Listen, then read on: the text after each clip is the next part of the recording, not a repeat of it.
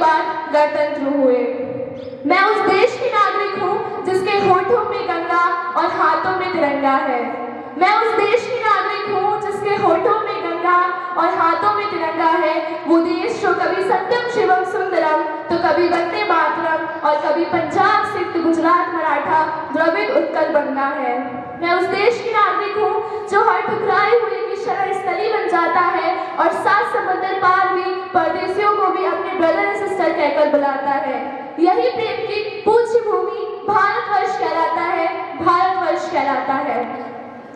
हमारा भारत देश मात्र एक जमीन का टुकड़ा नहीं बल्कि एक जीता जागता राष्ट्रपुरुष है।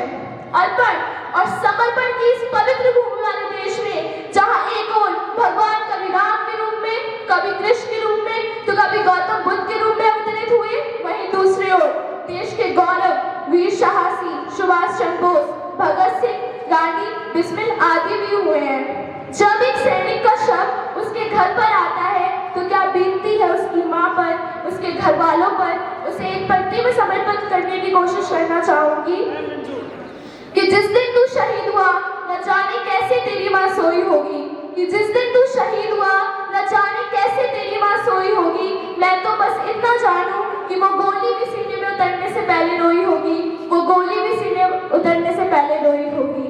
एक सिपाही का आखिरी खत पढ़कर सुनाना चाहूंगी कि सरहद पर गोली खाकर जब टूट जाए मेरी सांस, सरहद पर गोली खाकर जब टूट जाए मेरी सांस, मुझे भेज देना यारों मेरी बूढ़ी माँ के पास। मेरे बापूजी पुराने फौजी बड़े मनमौजी, कहते थे बच्चे तिरंगा लहरा के आना या फिर तिरंगे में लिपट कर आना। कह देना उनसे कि मैंने उनकी बात रख ली, दुश्मन को पीठ नहीं दिखाई, आखिरी गोली भी सीने पे खाई।